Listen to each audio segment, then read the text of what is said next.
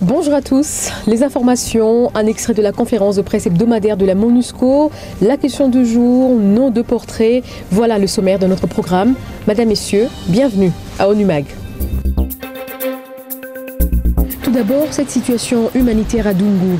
En novembre dernier, dans cette localité du district du Haut-Touélé, en province orientale, la rivière a débordé de son lit, causant d'importants dégâts.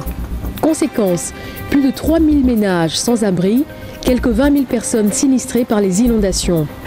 La réaction des Nations Unies n'a pas tardé. Le PAM a procédé à des distributions de vivres et de non-vivres et la MONUSCO a fourni 2 gros containers pour desservir les populations en eau potable pour les 2 prochains mois. Une des tâches que nous avons eues a été celle de permettre aux humanitaires mais aussi aux autorités de pouvoir sortir de Dungu. À cet effet, nous avons les ingénieurs indonésiens de la MONUSCO ont commencé à construire une route alternative qui permettait donc d'éviter les eaux. Et puis à Kinshasa, ces activités de sensibilisation dans le cadre de la Journée mondiale de lutte contre le sida. En République démocratique du Congo, le taux de prévalence du sida est de 2,37%. Les femmes victimes des viols constituant les plus touchées avec 20% des cas, tandis que le taux de couverture en antirétroviraux est faible, de l'ordre de 12%. Dans ce contexte, l'objectif recherché par ONU-SIDA de 0 nouvelle infection, 0 discrimination et 0 décès liés au sida d'ici 2015 sera difficilement atteint. Nous avons l'ambition, nous sommes sur la bonne voie, mais nous ne sommes pas sûrs de l'atteindre. Mais l'élimination mère-enfant est possible en RDC d'ici 2015. Et nous sommes clairs.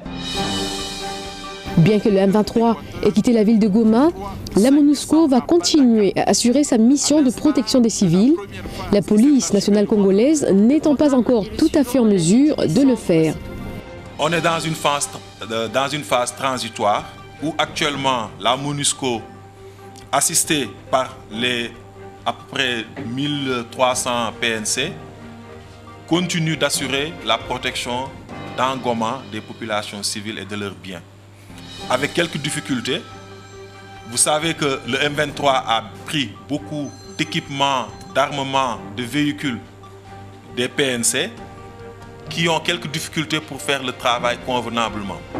Mais cette situation qui est transitoire va s'améliorer certainement et la sécurité va être renforcée. La République démocratique du Congo est-elle sous tutelle de l'ONU? Si en tout cas l'impression qu'a ce quinoa avec la question qui suit.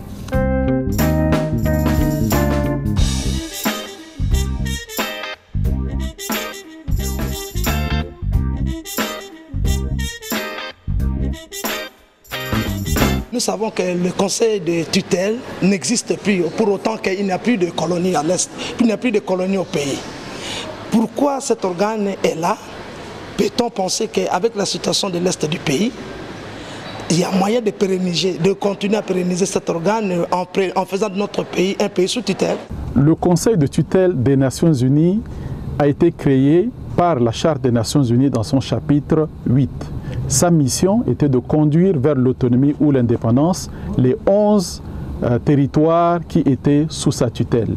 Le dernier de ces États, l'île du Pacifique de Palaos, est devenue indépendante en 1994. Le Conseil est aujourd'hui donc en veilleuse, c'est-à-dire en cas de nécessité, et si un État venait à être mis sous tutelle, on peut le réactiver. La République démocratique du Congo n'est pas un pays sous tutelle des Nations Unies. La Radio Okapi, vous connaissez sans doute. Notre portrait du jour s'intéresse à l'une des personnes qui, dans l'ombre, accomplit un excellent travail pour son fonctionnement.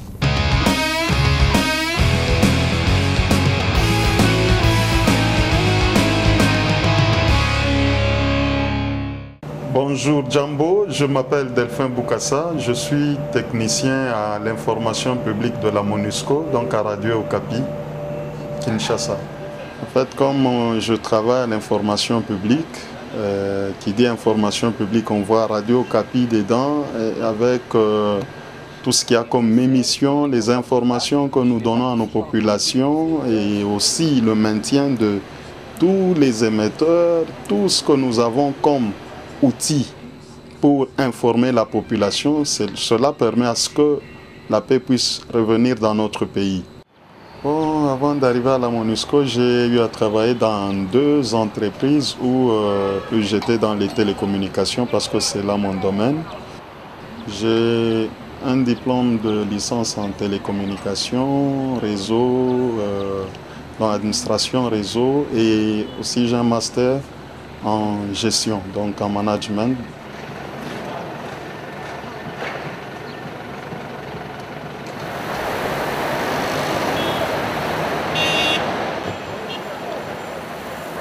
Je contribue au retour de la paix, non pas seulement dans mon pays, mais aussi, comme mon pays fait partie du monde, aussi dans le monde.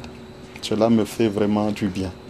Il s'appelle Papa David, il s'est porté volontaire pour aider les enfants de certains quartiers pauvres de la ville de Kinshasa, à l'occasion donc de la Journée internationale des volontaires, célébrée le 5 décembre de chaque année. Nous rendons hommage à travers lui à tous les volontaires qui œuvrent pour le bonheur des autres. Alors mesdames et messieurs, vous l'aurez compris, c'est notre Congolais de la semaine. Quant à moi, je vous dis au revoir, à très bientôt.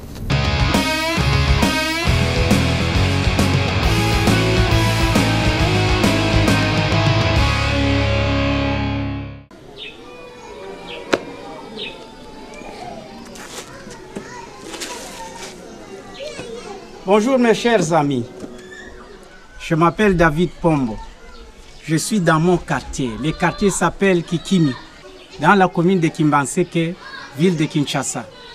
Ça fait 8 ans que je suis comme volontaire pour les orphelins de mon quartier de Kikimi seulement. Je suis marié, père de 4 enfants, mais en dehors, père de 310 enfants. Je dis bon, aujourd'hui je vais travailler sur 4 écoles. Je pars d'ici chez moi à 9 h. J'entre dans une école, on se voit avec le chef d'établissement, on se salue. Bonjour. Bonjour papa. On se parle par exemple, est-ce que tous les orphelins sont là? Si les enfants ne sont pas chassés, parce que les orphelins ne payent pas les minérales comme tout autre enfant. Hein? Il y a une diminution. Ces enfants sont des OEV. Ils payent seulement 5 000. Avec les 5 000 là, ils vont travailler pour tout un trimestre, mais tandis que d'autres enfants payent 18 000. Avec les 5 000, est-ce qu'ils ne parviennent pas à payer pour un OV? Malgré le montant de 5 000 qu'on a demandé, il y a, je vous assure, il y a des familles qui sont en difficulté, qui ne parviennent même pas à trouver les 5 000. Hein. Vous connaissez notre millier, hein? Vous n'êtes pas nouveau ici à Kikimi, vous connaissez les milliers de Kikimi. Le pauvre maman qui rentre à 20 h avec un peu de légumes. Oui, c'est vrai, il y a d'autres familles, hein, ils ont des possibilités, mais ils font semblant. Mais on va négocier. Mais ce n'est pas ça qui dit, vous ne chasserez pas les enfants. Ça, on se connaît très bien, on en parle bien, on ne va pas chasser les enfants à cause de ça. Je sais que je ne veux pas les chasser, mais ce que je cherche, de revoir avec les parents, oui, qu'on parle avec les parents, oui, oui, ça, et pour qu'ils puissent aussi les soucis de supporter ces enfants. Il y a les directeurs aussi, vous faites des remarques, tel orphelin n'est pas venu, vous posez la question pourquoi. Vous êtes obligé, après votre visite, de vous rendre jusqu'à la famille de cet enfant pour connaître quelle est la raison qui l'a empêché de ne pas venir à l'école. Est-ce qu'il est malade? Il y a des fois, il vous dit, je ne suis pas allé à l'école parce que nous n'avons pas mangé. L'enfant qui vous dit qu'il n'a pas mangé, c'est-à-dire qu'il cherche à ce que son ventre soit bourré. Vous devez chercher à trouver une solution. Vous êtes obligé à trouver une solution de ma propre façon. Oyo Kinga bien? Oui. Il y a un ingénieur. Nana, vous allez ingénieur. Ah, bon instant, bravo. Partout, même si j'avais du boulot, partout là où je serai, il y aura des orphelins. Même si j'avais du boulot, je ne laisserai pas ce travail ici. Même si j'ai du boulot, même si je partais à l'Est, il y aura des orphelins. Ça fait déjà 9 ans que je m'occupe de ces orphelins-là. Ici, nous sommes venus visiter des enfants. Je vais vous raconter l'histoire par rapport à ce que les enfants eux-mêmes m'ont dit. Ils ont perdu le parent, papa et maman. Après le retour du cimetière, les jeunes gens du quartier ont pillé la maison, ils ont renversé la maison, ils ont pillé les tôles, ils ont pris tout ce qui leur appartenait. Voilà maintenant, les enfants sont pris en charge par un des amis de quartier. Ils sont avec lui. Vous voyez comment est-ce que les cadres de la maison se trouvent. La famille a papa na bango basundola bango yana papa bango akufa. Donc maman pa yo kufa babuki bale. Bana quartier ba buki ndaku batika mitelengani boye. Muta sunga bango azate. Donc et si qu'on vend pena fixe et ça te bana famille te bango ba okene pas famille papa bango basundola bango. Famille bango pe ba kisa bango. Donc tout le monde mutuni ya ko sunga bon pas biso de to lembi ko soutenir bango. Makokeze souté. L'an 2006, on est venu me chercher le matin, on me dit il y a une fille de 12 ans qui est tabassée par sa propre famille parce qu'elle est sorcière et dont on l'a fracturée. La fille a fui la maison, on ne sait pas là où elle est. La jambe gauche est fracturée. C'est une orpheline. Je l'ai cherchée, je suis allé la retrouver dans une maison inachevée. Ça fait pitié. La jambe gonflée, ça fait 2 jours qu'elle n'avait pas mangé. L'enfant était pratiquement moribond. Je suis rentré à la maison, j'ai raconté cette histoire à madame. Vous me demandez est-ce que vous n'avez pas de problème. Ma femme elle-même m'a dit, qu'est-ce que vous pensez? Je lui ai dit, cet enfant n'a pas mangé, ça fait 2 jours. Donc elle ne sait pas parler. Madame m'a donné 2000 francs, son argent. Elle m'a dit, qu'est-ce que tu peux lui donner? J'ai dit, en premier lieu, nécessairement, il faut lui donner du coca avec du pain pour qu'elle retrouve la force. J'ai fait avec cet enfant 3 semaines comme garde malade. Moi, j'ai abandonné ma maison.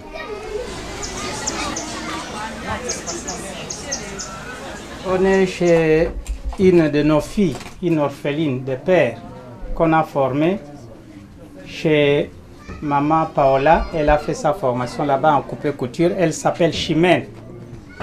Après 9 mois de sa formation, elle a préféré aller se faire perfectionner dans un atelier.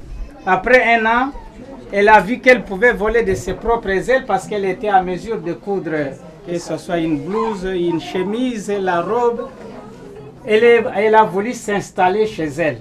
Malgré ses maigres moyens, elle est venue monter son petit atelier ici. C'est dans cet atelier qu'elle est en train maintenant d'encadrer d'autres filles qui sont dépourvues, qui ne font rien. Moi et mon équipe de volontaires, nous sommes très fiers de voir une de nos filles qui a fait son atelier. C'est suite à notre travail de suivi, de volontariat. Mais voilà ce qu'elle a comme vie aujourd'hui. Elle est à l'aise, elle s'habille, elle nourrit sa famille, sa mère.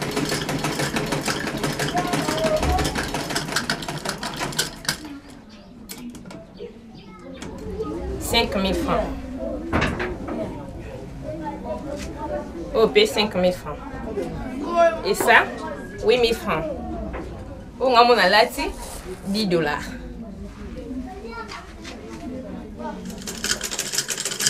Quand vous voyez les enfants orphelins qui souffrent, surtout dans notre pays à l'Est, ces enfants-là sont abandonnés. Il n'y a personne qui les suit. Ces enfants, ils ont l'envie d'étudier. Mais qui doit commencer à les orienter? Ces enfants ont besoin de leur santé. Il faut qu'il y ait des volontaires.